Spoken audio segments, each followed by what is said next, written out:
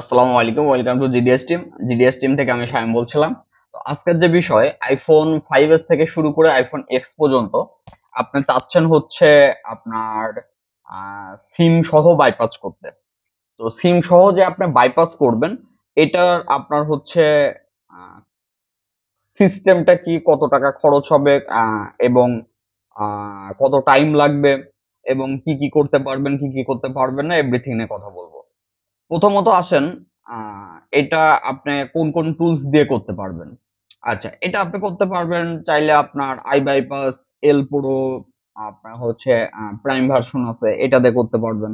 আপনি চাইলে H F Z যে টুলস আছে, এটাতে করতে পারবেন। আপনি চাইলে আই রিমুভাল পুরো দিয়ে করতে পারবেন। আপনি চাইলে এসএমডি টুলস দিয়ে করতে পারবেন। মেন কথা হচ্ছে বিভিন্ন টুলস দিয়ে আপনি কাজটি করতে পারবেন, এটা ফ্যাক্ট না। ফ্যাক্ট হচ্ছে আপনার এই যে যে কাজটি আপনি করবেন, যেই টুলস দিয়ে করবেন, ওই টুলসে এসএনটা অ্যাক্টিভেশন করতে হয়। তো নেক্সট ডে আবার যখন লক হয়ে যাবে আপডেট অথবা রিসেট করার জন্য, সেক্ষেত্রে ওই টুলসটা ইউজ করবেন। এই কারণে এটা মনে রাখা দরকার। আর এই যে টুলস গুলার নাম বললাম প্রত্যেকটাই ট্রাস্টেড, টেনশনের কিছু নাই। আচ্ছা, এখন আসেন টাইম কেমন লাগে। বাইপাসের ক্ষেত্রে টাইম মূলত আসলে লাগে হচ্ছে অনলি 10 মিনিটের ভিতর কোর্স কমপ্লিট করা পসিবল। কিন্তু এখানে কিছু বিষয় আছে। এই কাজটি যদি আপনি অনলাইনে করেন, সেক্ষেত্রে আপনার টিমভিউয়ার আইডিতে কাজ করে দিতে হবে, অথবা আপনাকে টিউটোরিয়াল দিয়ে দেওয়া হবে, ওই অনুযায়ী আপনি কাজ করবেন। আর এসএনটা আমরা অ্যাক্টিভেশন করে দেবো, এই আর কি। আচ্ছা, এখন আসেন এটার মূলত কস্ট কেমন আসে।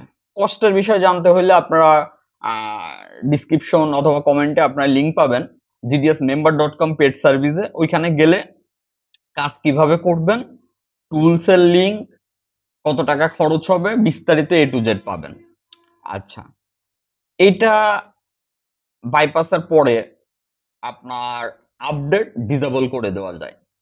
তার মানে সুবিধা হচ্ছে কাস্টমার চাইলেও আপডেট করতে পারবে না। আর এটা আপডেট যদি করেও ফেলেন, সেটা লক হয়ে যাবে। দেন যদি ওই টুলসে আইওসও সাপোর্ট থাকে, মেন কথা ধরেন আপনি আইওসও 17 অবস্থায় আপনি বাইপাস করছেন, ওটা আপডেট করে 18 করে ফেলছেন। 18তে ওই টুলসে তো সাপোর্ট থাকতে হবে। যদি ওই টুলসে সাপোর্ট থাকে, সেক্ষেত্রে আপনি করতে পারবেন, সমস্যা নাই। আর সাপোর্ট না থাকলে ওয়েট করতে হবে। আচ্ছা, এখন ধরেন আপনি রিসেট করে ফেলছেন, আপডেট করেন নাই, তাতেও সমস্যা নাই, ওই টুলস দিয়ে কাজ করতে পারবেন। তখন আর এক্সট্রা কোনো খরচ আসবে না। এই হচ্ছে বিষয়, হচ্ছে আপনার মূলত বাইপাসের। আর কত টাকা খরচ হবে এগুলো হচ্ছে আপনি জাস্ট ডিসক্রিপশন থেকে জেনে নিতে পারবেন, অথবা আমাদের হোয়াটসঅ্যাপে এসএমএস দিয়ে আপনি বিস্তারিত জেনে নিতে পারবেন। এখন ওই বিষয় হচ্ছে বাইপাস করা ঠিক হবে নাকি পার্মানেন্ট আনলক করা ঠিক হবে। যদি আপনার আইফোন 5s থেকে শুরু করে এক্স এর ভিতর হয়, সেক্ষেত্রে বাইপাস করে নেওয়া যায়, কারণ সিম সহ বাইপাস করতে খরচ কম হয়। তো সেক্ষেত্রে আপনি এই প্রসেসে যাইতে পারেন। আর এটা যদি ইনস্ট্যান্ট হয়, কারণ আপনি পার্মানেন্ট সার্ভিসে গেলেও এটা হচ্ছে লেট প্রসেস, আর এটা হচ্ছে ইনস্ট্যান্ট। এই হচ্ছে বিষয়। আশা করি একটা ধারণা পাইছেন।